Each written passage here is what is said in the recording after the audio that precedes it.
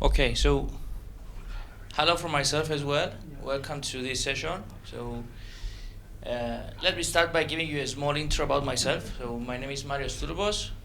A bit about my career. I'm a senior researcher and innovation engineer at INNOV, working closely with John and several other colleagues. Also, I'm a postdoc researcher at the Cyprus University of Technology, doing some research around reinforcement learning and stuff. And also, I'm an adjunct lecturer in two universities, both Neapolis University and American University of Beirut in Paphos.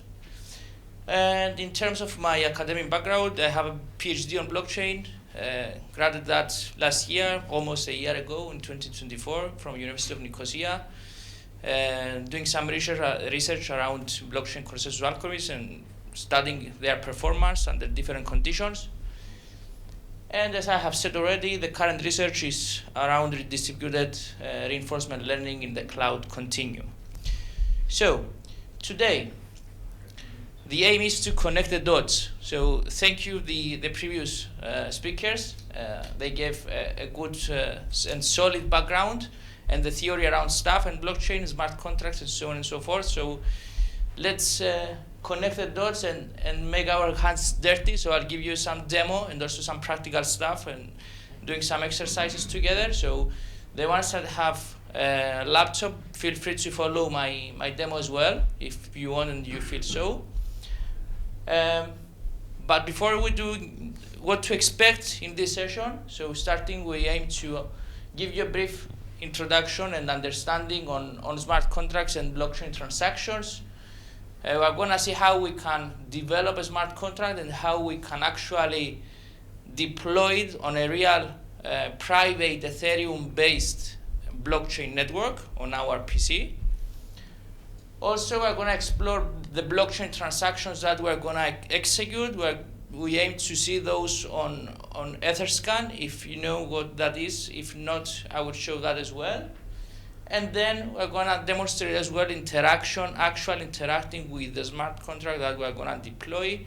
We're going to see the functions that are going to be included in the smart contract and how we can actually interact with those, emitting some events, and how we can actually view the outcome of that contract. And then, of course, questions and answers and further discussion.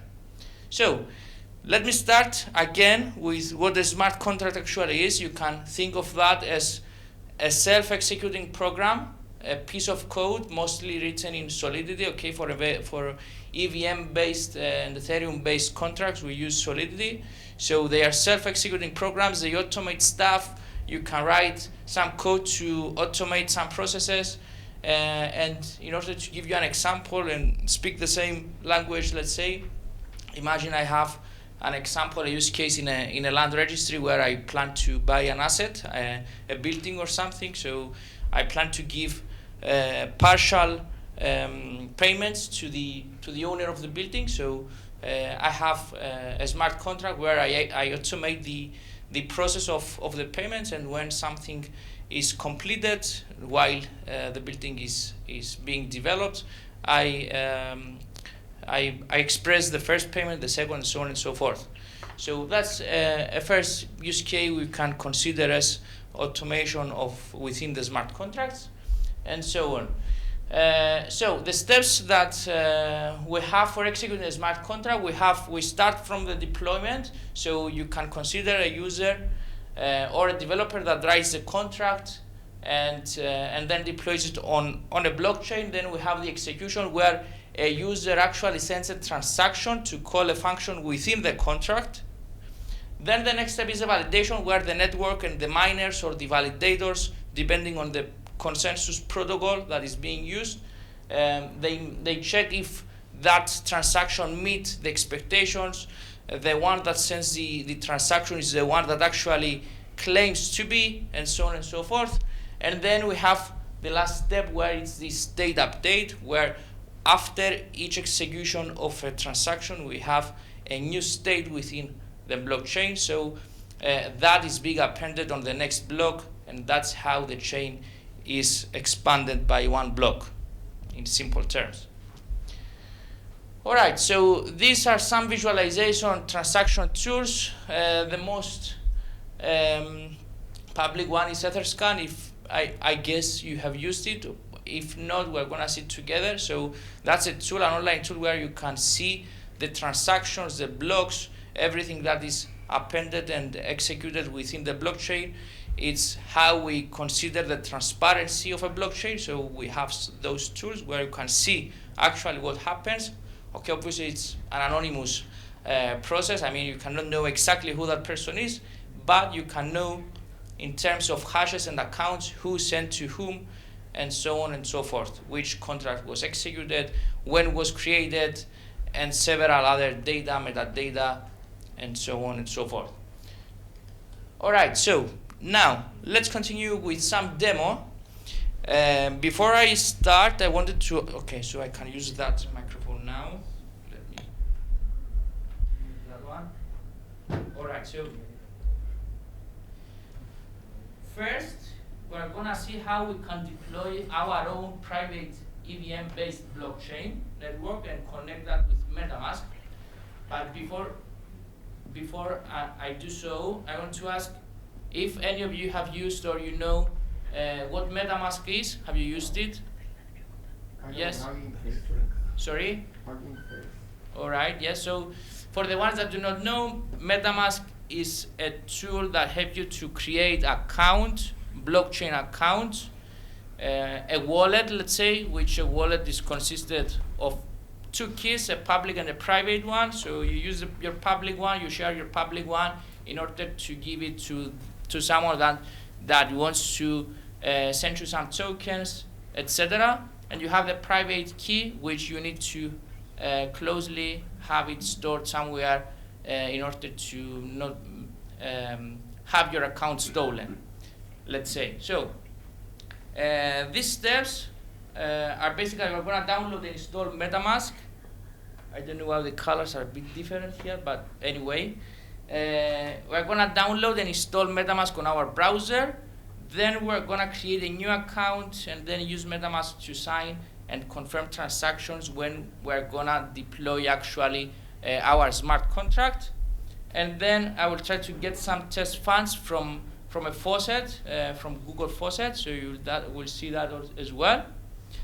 And for the deployment of our own private blockchain, we're going to use Truffle Suite. It's a tool, okay, now it's somehow not exactly deprecated, but it will be introduced by a new tool, but we still can use it in order to see how we can actually deploy on our PC our own version of an EVM-based private blockchain.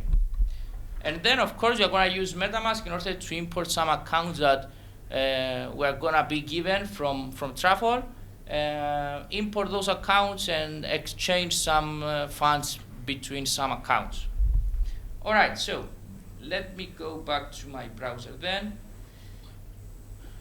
Okay, not this profile, sorry. Okay, all right, so first of all, MetaMask. So if I visit MetaMask here, I can download MetaMask from pressing Get MetaMask. Okay, this is in Greek. It means add. So I'm adding this as an addition in my as an extension on my browser. So add extension. This is being downloaded. So let's give it a minute.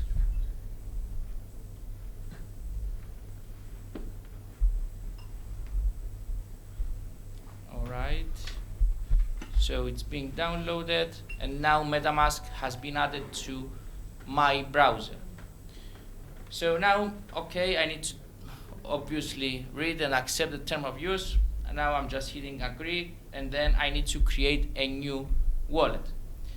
Again, okay, I agree. You need to take into consideration this, so I propose you have a look before you accepting and be aware of what you are signing on.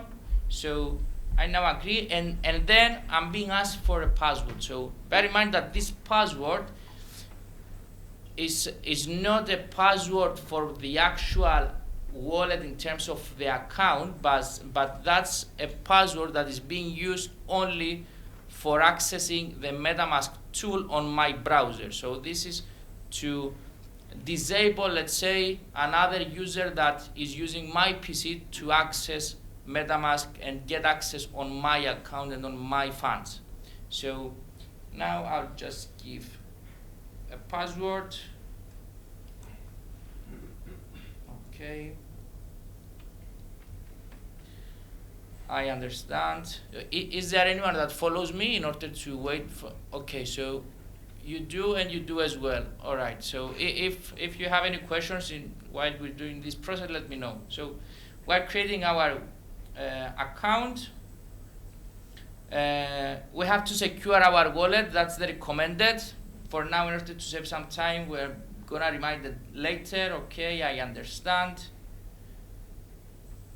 Done. Next. Done. Okay, so what do we see here? Here is MetaMask, the first user, the first page of this user interface. We have on the left, let me try to zoom a bit. All right, so you see here on the left, up on the left of the screen, you see that we are connected on the Ethereum mainnet. And obviously we don't have any funds at the moment. If you press here, you can also see that you can connect to other blockchain networks as well. And the interesting stuff is that we can also view some test networks.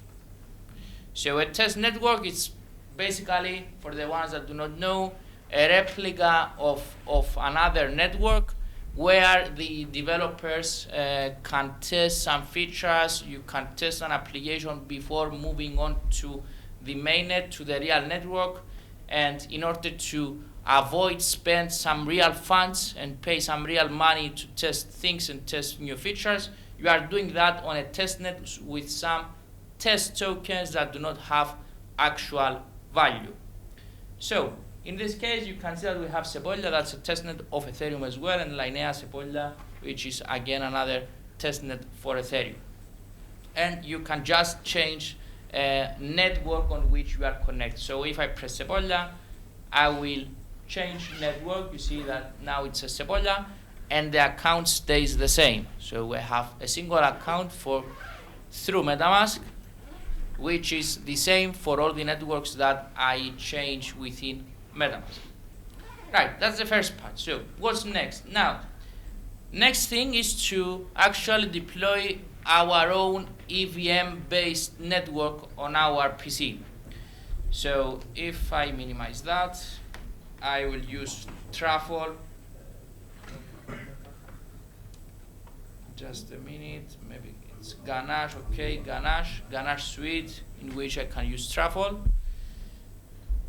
And now, okay, I have obviously downloaded before, I have installed the tool on my machine, and pressing quick start, it means that I will be given with a test network, Ethereum-based, which will be running with all its features on my PC locally, a private network on my PC.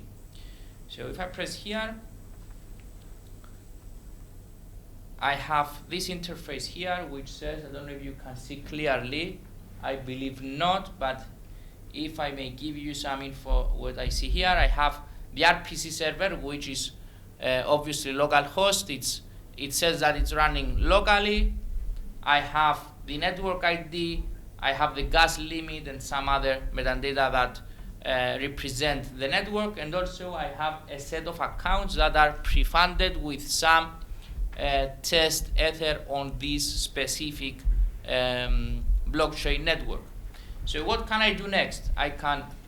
This is the public key of this address, and as we have said before, each wallet consists of two keys. First we have the public, which we can see on our screen here, and also we have the private one. So if I go here, it says show keys, I can get the private key. So by getting the private key, I can go back on the MetaMask, and pressing here, I can add an account, import an account. But sorry, before I do so, I need to connect to my blockchain network. So before I import the account, I can go here, I can add a custom network, and then I can give a name, so testing network, for example, and then add a URL. So the URL is for the RPC server that runs on this PC here. It's been given by Ganache, and it was HTTP 127. That's for the local host, and port. Let me see the port. Just a minute. 7545 is the port. Sorry. 7545. Alright. Name optional, add URL. Okay.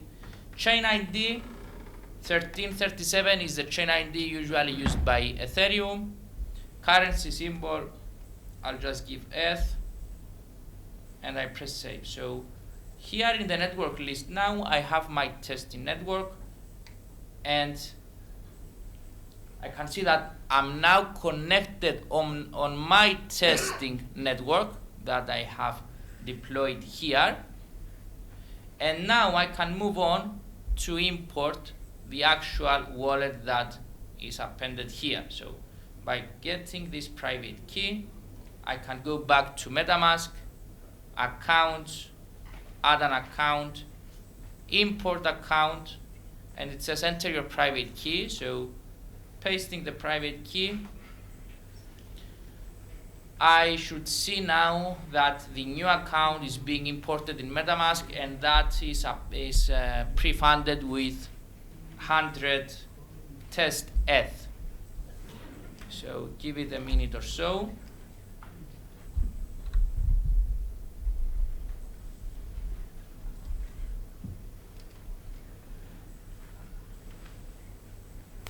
Let me refresh to see. Right. Okay, so that's automatically converted into USD based on the current price of Ethereum, but as you can see, I have imported this account, which starts with OX605. You see, that's the address here, and it's pre-funded with a set of some testing ethers. So now I have, what have I achieved? I have a private blockchain deployed on my local PC. I have a tool to manage my account, and I have imported an account. I have already an account with some Ether tokens in this account. So what's next now? So next thing is to develop the smart contract, compile the smart contract, deploy the smart contract, and then interact actually with this contract that I'm gonna deploy. So what will we use? In doing so, we're gonna use Remix. Remix is another tool. It's an IDE, online one, in which you can actually write Solidity. It gives you different versions of the Solidity compiler. You can check your code by compiling the actual contract that you have developed, and also deploy it either by some testing networks that Remix gives you, or you can also connect your MetaMask through Remix, and then have the accounts and the network that you have connected in MetaMask directly integrated within Remix. And anything you do, in terms of executing transactions, this happens within the network and the account that is appended on the MetaMask, on your MetaMask tool deployed on your browser. So let's now see. Okay, obviously you cannot see it clearly. This is the smart contract that we're gonna deploy. But you can see on the right of the screen what this contract includes. So we have three main functions. First of all, we have a function for registering an asset, which gets as an argument a string metadata URI. So you can give as an argument the metadata URI of your data asset. And this allows the user to register actually data asset within the smart contract, and so execute the function and store that data asset on the blockchain. Then you can have another function to get the owner. So implementation wise, we have within the code defined that the owner of the data asset is actually the one that has deployed the contract. So anytime I deploy the contract, I have the owner of the contract, and then when I register an asset, that same owner, that same deployer, if we call it, is the owner of the data asset. And lastly, we have the transfer ownership function, which basically gets as an argument the asset ID and the new owner, which is the public key of the newer owner that I want to transfer the ownership to. And in doing so, I can transfer actually the ownership of that data asset to another person, another wallet. Right? Is it clear so far? Yes. Okay, excellent. So now let me move on to Remix. Okay, so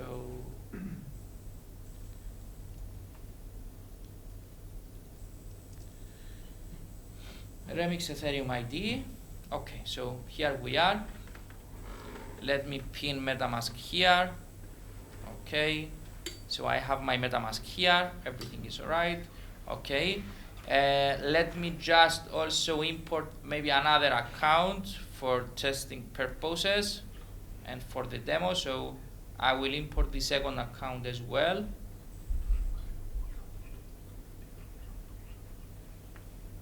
Okay.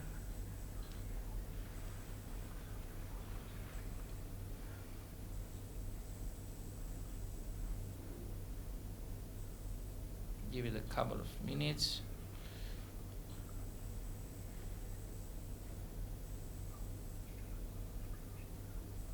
Come on.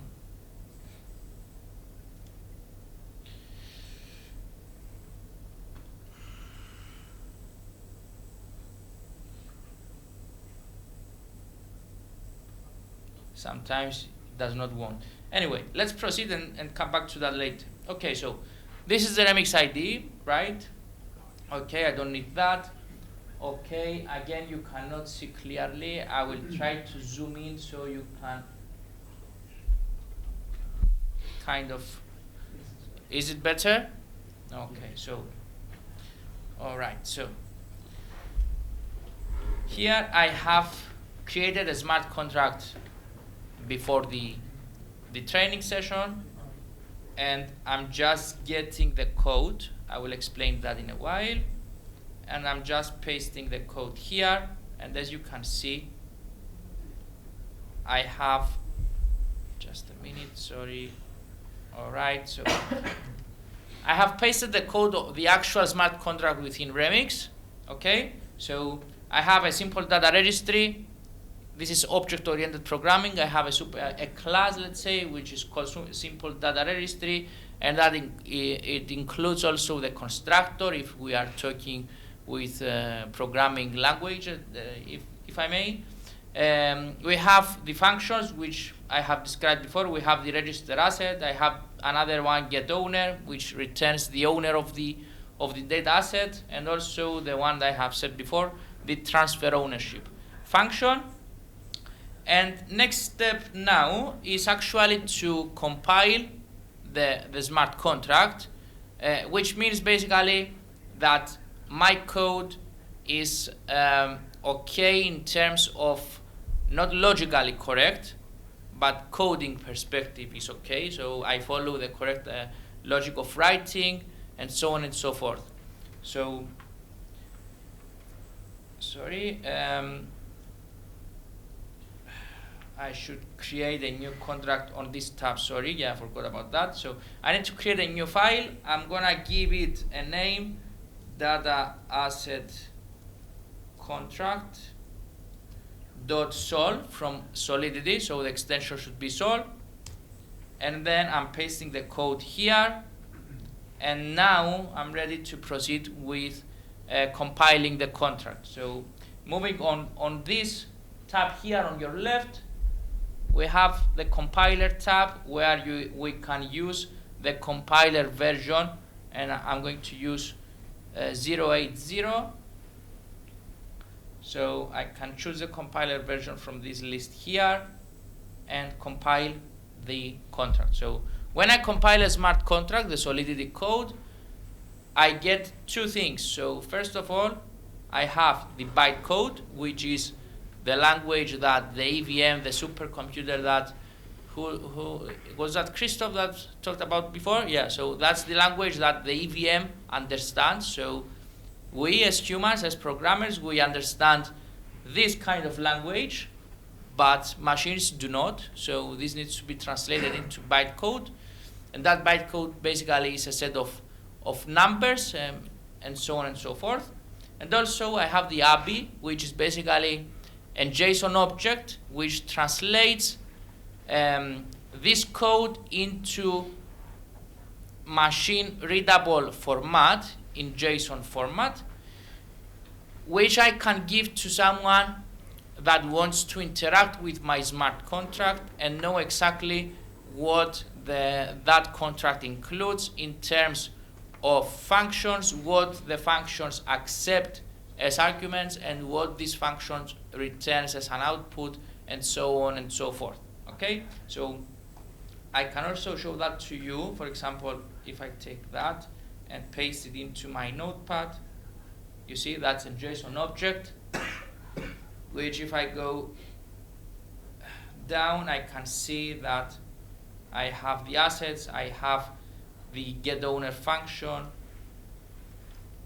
the transfer ownership function, and so on and so forth. Okay, so this translates the Solidity code into machine readable format, and for someone to be easily to understand what that contract includes and what it actually does. Right? Is it clear so far? Yes? Okay. All right, so next step is to actually deploy the smart contract. So moving on to the deploy and run transactions tab here, I can choose the environment. So Remix gives us a couple of options on where to deploy our contract. So it gives some virtual machines, ready networks that I can use to deploy on. So for example, Remix VM Cancun, as it is called, or I can choose injected provider MetaMask.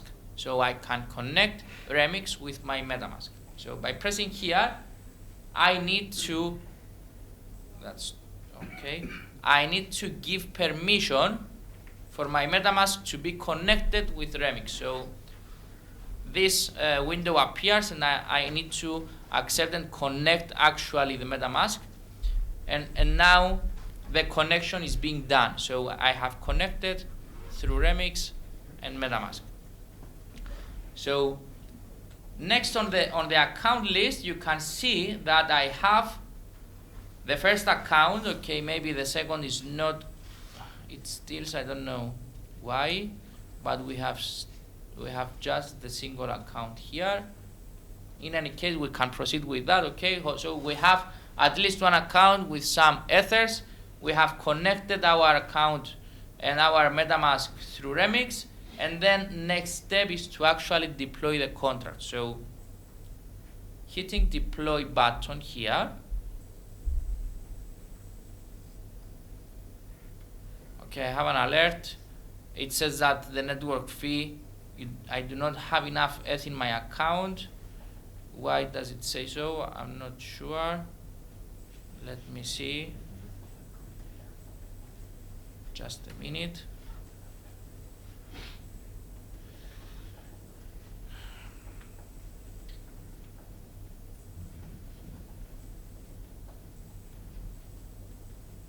Zero Ether. Why?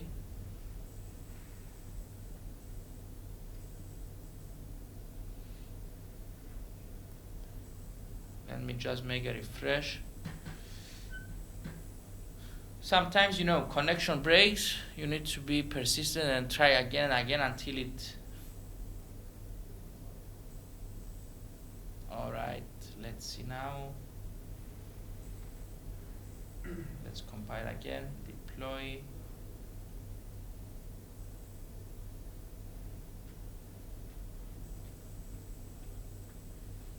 All right, so now I think it will succeed. So I need to confirm the transaction.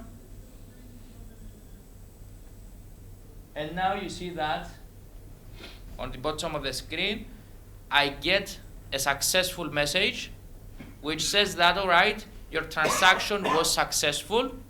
So the contract was deployed, and you get the hash of the contract. So by using the hash, you can now go on and move to your Etherscan, let's say, or on a tool that you can visualize the transactions and everything, and you can see actually that, for example, the timestamp, what time that contract was created, who created it, the owner, and some other metadata that includes on each transaction. So now that I have deployed the contract, I can see here on the deployed contracts list that I get the contract, and if I open the tab, I have some inputs which I can use, but I see you don't, that's not very clear. Let me again try to zoom in. No, I'm sorry for that. So in the first input here that is required, it says register asset. So that comes from the register asset function that is included within the contract. And here I can give the metadata URI of my data asset in order to store it on the blockchain. So that will create a new transaction and actually register that asset on the blockchain. So if I give hello world message, for example, and press register asset, I will ask to sign and confirm the transaction through MetaMask again. And by clicking confirm, I see that I have again a successful transaction. So my transaction was included in the next block. I get the hash of that transaction, and I can see that I have a new data asset registered on the blockchain. So if I open here, I can see here that it says hello world. That's the message, that's the data asset that I have included in the transaction. Okay, so here if I hit asset counter, it returns 1 because currently I have just registered one data asset. But if, for example, I register another asset, a new transaction, and get the asset counter again, I see that now it's 2, and so on and so forth, right? So these are all happening on the blockchain now. Let's clear that out. So next thing, I can get also the owner. So I have a function get owner. So an argument for that function is the asset ID.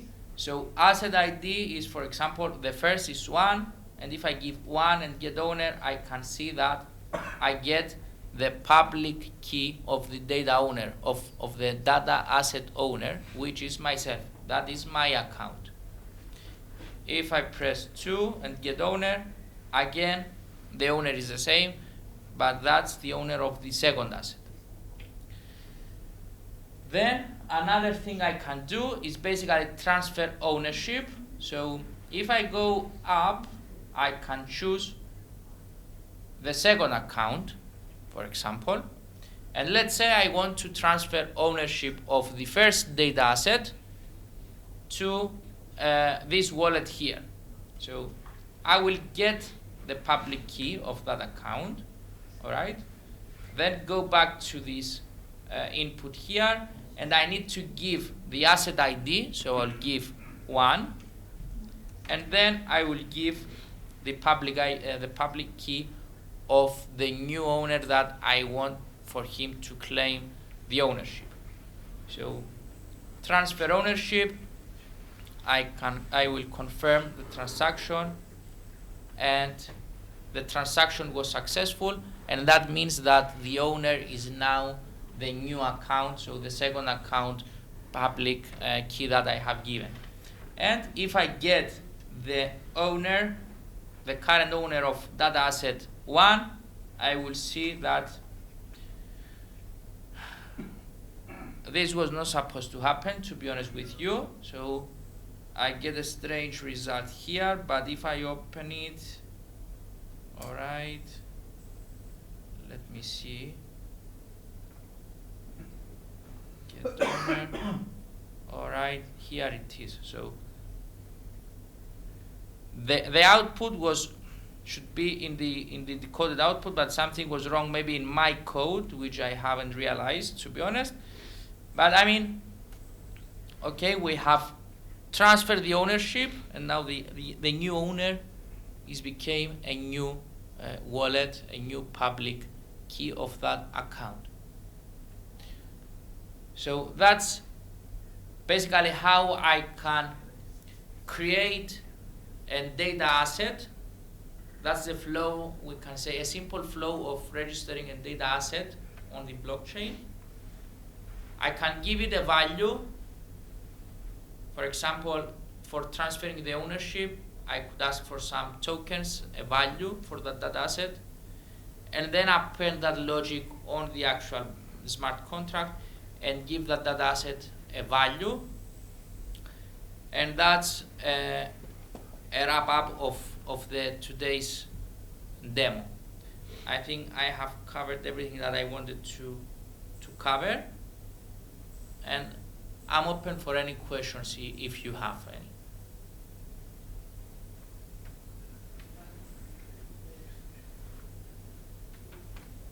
Seven seconds.